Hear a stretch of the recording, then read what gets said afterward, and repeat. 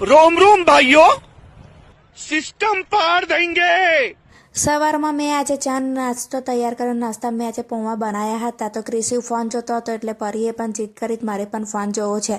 થોડી વાર એ લોકોને ફોન જોવા આપ્યો તો એ લોકોએ ચા ના પીતી એટલે પછી બંનેને બૂમ પાડીને મેં ફોન લઈ લીધો અને મેં કુકરમાં પાણી મૂક્યું છે. પાણી હું શેનું તૈયાર કરું છું એ મને કોમેન્ટ્સમાં અવશ્ય કહેજો. અને ક્રિશિવ કે લાઈ મમ્મી તારી હેલ્પ કરાવ તો વાસણ ધોવામાં મદદ કરું. અને પરીએ એનું કબાટ ગોઠવ્યું ને એક બાજુ મેં ખીચું બનાવ્યું. એ લોકોને ખીચું બહુ ભાવે છે એટલે ખીચું બનાવીને તૈયાર કરી દીધું. અને બંને જણે નહીં લીધું નહીં ને એ લોકો રમતા હતા ત્યાં સુધી મેં કહ્યું કે લાવ તારું માથું ઓળી દઉં.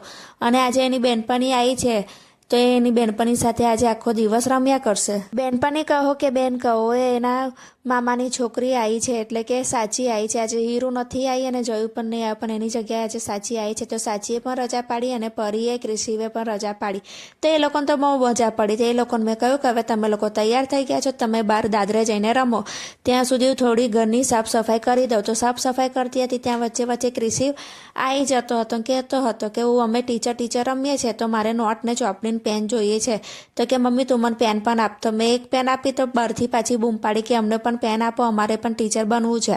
તો એ લોકોને મેં બધાને બહાર કાઢ્યા અને પછી હું સાફ સફાઈ કરવાનું ચાલુ કર્યું. મેં ચારે બાજુ ઝપટા ઝૂપટી કરી દીધી અને પછી હું પોતું મારવા બેઠી. તો એ લોકો વારે ઘડી અંદર આવતા હતા. મેં કહ્યું તમે દરવાજો ખોલો છો પવનની સાથે કચરો પણ પાછો અંદર આવે છે. હું જેમ કચરો વાળીને બહાર કાઢવાની કોશિશ કરું છું તો છોકરાઓ દરવાજો ખુલ્લો મૂકીને ભાગી જાય છે અને પવનના ચક્કરમાં બધો જ કચરો પાછો અંદર આવે છે. 2-3 વાર આવું થયું. પછી મને ગુસ્સો આવ્યો એટલે મેં એ લોકોને બૂમ પાડીને કીધું કે હવે તમે આવું કરશો તો તમારા લોકો જોડે કચરા પોતા કરાવીશ. અને સાફ સફાઈ થઈ ગયા પછી મેં પોતા મારવાનું ચાલુ કર્યું અને એ લોકોએ ડાઘા પણ બહુ પાડ્યા હતા ટાઇલ્સોમાં. તો એ પણ ઘસીને સાફ કર્યા.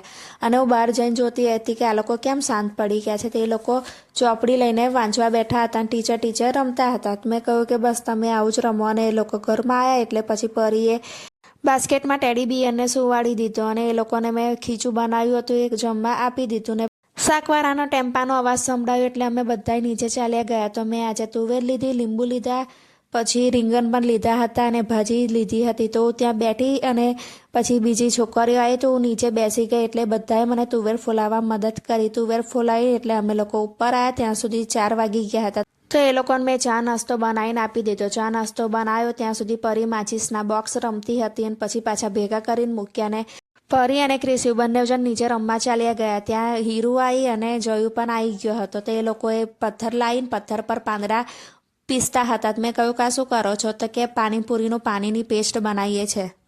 અરે તું જા રહી. એ લોકો રમતા હતા ત્યાં સુધી પરી કે ચલો તમે લોકો મારી પાછળ લાઈનમાં આવો. સાંજ પડી એટલે અમે લોકો ઘરે આવ્યા તો ક્રિશિવ કે મમ્મી ઘરનો દરવાજો હું ખોલીશ. તો ઘરનો દરવાજો ખોલીને અંદર ગયો. ત્યાં સુધી મેં વિચાર્યું કે આજે હું જમવામાં શું બનાવું. મેં ખીચડી બનાવી, તુવેર, રીંગણ, બટેકા, ટામેટાનું શાક બનાવ્યું, લસણની ચટણી બનાવીને તૈયાર કરીને અમે લોકો જમવા બેસી ગયા. પરી કે મારે છાશ પીવી છે એટલે વહી છાશ વલોવા બેઠી. અમે લોકોએ જમી લીધું, ઘરના કામ પતાયા. પછી છોકરાઓ કહેવા માંડે કે અમારે નીચે તાપણી કરવી છે તો મમ્મી અમને નીચે લઈ જા. તો હું નીચે તાપણી કરવા ગઈ. ત્યાં તો ક્રિશિવ ઝાડના લીલા પાના તોડી લાવતો હતો. મેં એને ના પાડી. એમાં તો સૂકા પાંદડા નાખીએ ને તો વધારે તાપણી થાય એવું કહીને સમજાયા. અને અમારો આજનો દિવસ આમ જ પૂરો થયો. તો મિત્રો તમને આજનો મારો આ વ્લોગ કેવો લાગ્યો મને અવશ્ય જણાવજો. અને આ મિત્રો આવજો. Good night.